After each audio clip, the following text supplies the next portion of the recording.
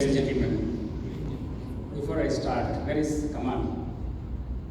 Thank you, Kamal. You have a lot of customers here in the hall. We're just waiting for the product. Now, I'm going to make some statements. If you agree, just say yes. If you don't agree, just say yes. And if you're confused whether to agree or not, just say yes. Deal? Yes. See, today we all live in a box, our apartments. Yes? Yes. And we travel in a box, our cars. We meet inside a box, slightly extended box. What's a box? And we are glued on to a box, mobile phone. Yes? And then we go to office, our boss tells, think outside the box. How is that possible? See, it all started way back in late 90s. Now don't guess my age, okay, it doesn't matter. My first job, and my boss had this peculiar habit. Every day, he would call for a meeting.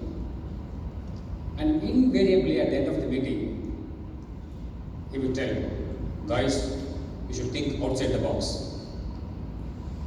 Now for me, that was a new word. I was not even aware of what that means. And those days, internet was not in your hands. On the click of your finger, you can't get information. So I decided to go and take help from my senior, George.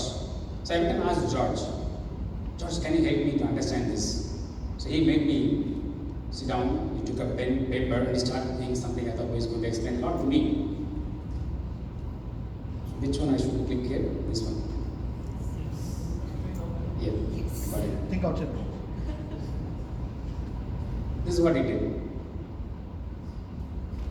And that was not really helping me. So I asked him, can you be a bit more elaborate? And he did this. That's when I realized, ragging can happen in office also. So I told him, let me ask you a few questions. You answer. I'll try to listen to the meeting. Now I'm going to ask you the same question that I asked you.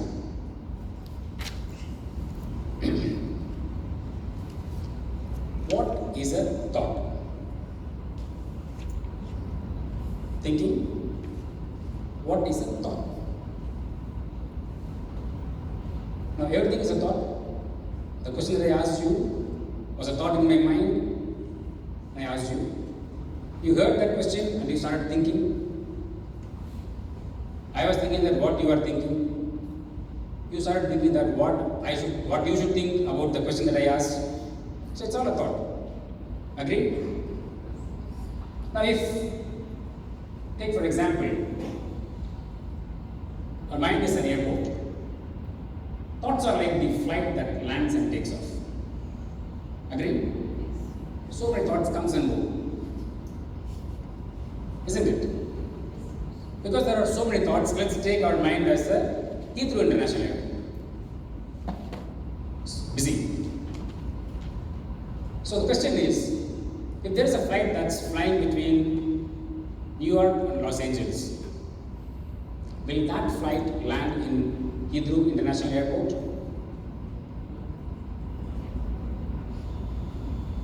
Should I repeat the question? If the flight is between New York and Los Angeles, is it going to touch Heathrow International Airport? No. So the question is, can you think of something that you don't even know? Can there be a thought in your mind on a subject that you are completely unaware of? Not possible. Isn't it? So, I asked this to George. Said, if you take my brain as a box, how can I think outside the box? Logical, isn't it? I thought, smart question. George realized that he has to somehow answer me. This time he said, think outside the box is a metaphor used for thinking differently, unconventionally, and with a new perspective. So I asked him, can you give me some examples, tips? He said, he will give me two ideas, two perspectives to understand what is think outside the box. So the first one that he said, expand the box. So start learning new things, read more books, talk to experts, so you expand your box. I said, yeah, it's making sense, but give me an example. He gave me an example. Ford. In 19th century, when Ford was started, Henry Ford wanted to make cars for the masses. So he's looking for ideas to expand the production. So he sent engineers. So one engineer went to a meat processing plant. What he saw there? He saw there butchers standing in a place, and the animals were being sent in a conveyor belt, and they were like cutting. He came back, and the engineers in Ford started thinking about this, and that's how the assembly line came into existence. Different parts were produced in different places and assembled in one place. Mass production came into existence. I said, wow, that's a good idea. But you know what, George? I used to do it in my college days. What? Cutting animals? No. See, when I go to college, I take my lunch box and I see the food not sufficient. I snatch food from other lunch boxes, expanding my box. So I was like, thank God, Henry Ford is dead by now. If not, he would have committed suicide on hearing that. But basically, what he did is this. He said, when you expand the box, the thinking process is going to come inside the box again. And that takes him to the next point. That he said, the next point that he said is, so you're going to think outside, and you're going to fit inside. So the ideas are going to come from outside, but they're going to fit inside. Now Ford had a problem in hand, they looked for a solution outside. But the other way of doing it is, you find multiple solutions across. You combine it and make another solution. That's another way of thinking. And he gave an example.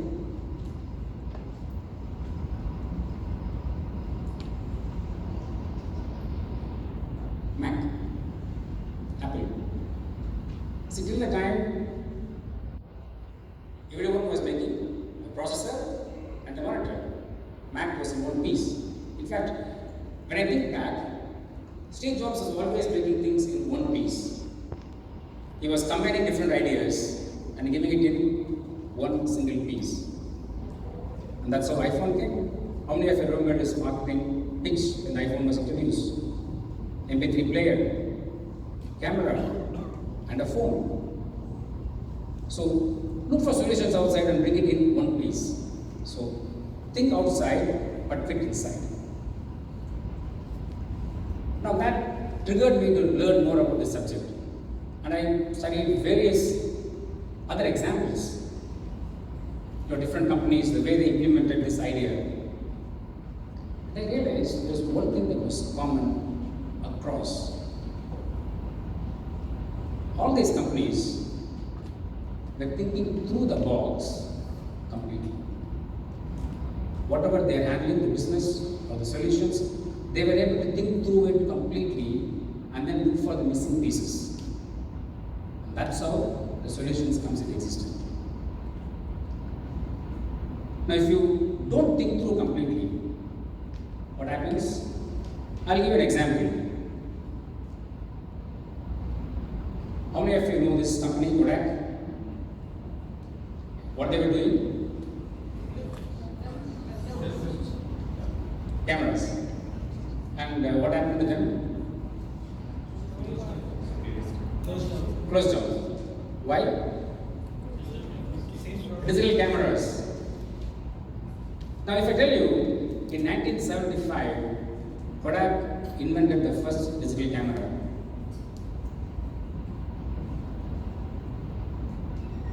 And then they decided not to do it because they thought, who is going to spend so much money in looking at a picture in a monitor? Because those days monitors were costly. So the idea was sent out, not scrap actually, kept. The digital revolution, computer revolution happened. In fact, Kodak was the first company or one of the pioneers in making the web camera. They even pitched the idea to Apple to sell the digital camera, but they were not able to use the idea themselves. Why? Because the box that they were handling earlier was they sell a camera and then sell films. That's their business model. And they were trying to fit the digital camera into this box. It was not fitting. That's a different box. So they have to think through that box completely to make that business idea successful. So you can get an idea, out of the box idea, but if you're not thought through it completely, it's not going to really work. I'll give you two companies which are doing it fantastically. But one company which was doing and one company which is doing now. GM. General Motors was leading car manufacturer in the US for 70 years. And GM, the advantage with GM was Alfred Swan, of course, he is the first one to introduce the organizational study. So everything that they are doing, they will completely study, run through it, a thorough, whatever is the process, a thorough process. And they were actually one of the first companies to help make automate and artificial heart pump. So that was GM. And today, Amazon. Amazon does it. Amazon takes any business, they think through it thoroughly and pull out the efficiency in each business. Amazon is in the process of their business is actually process. Any business line they take, they run through it thoroughly, and everywhere they pick up the efficiency, and that's what they sell. That's how they make money. So if you don't think through completely, you're not going to succeed. Because today you have a lot of people come out and say, I have a brilliant idea. But if you're not thinking through, that idea is going to go waste. So if you're not thorough with the box that you are handling, then you can look for the missing piece in the box. It can be anything in your life, not necessarily business. It can be your personal life, your relationship, your work. Sometimes we look for a miracle to happen. One brilliant idea will change everything. It's not going to happen. If you are thorough in that box which you are handling in your life, whatever it is, then you know exactly what is missing. And you can look for that missing piece. That missing piece is what is going to come from outside the box. If you're not done that, then what happened to Kodak is what will happen. So my appeal to you is, what we learn from these companies, we can apply in our life also. Whatever box you are handling right now, don't look for a miracle to happen or a brilliant idea to come out, unless you have done something thoroughly in that box. Like how our friend Kamal Al-Shahabi thought through the business idea of, what is the name you get for it? So think through it completely. That's the only way. Think through the box completely to succeed anything in your life. Thank you.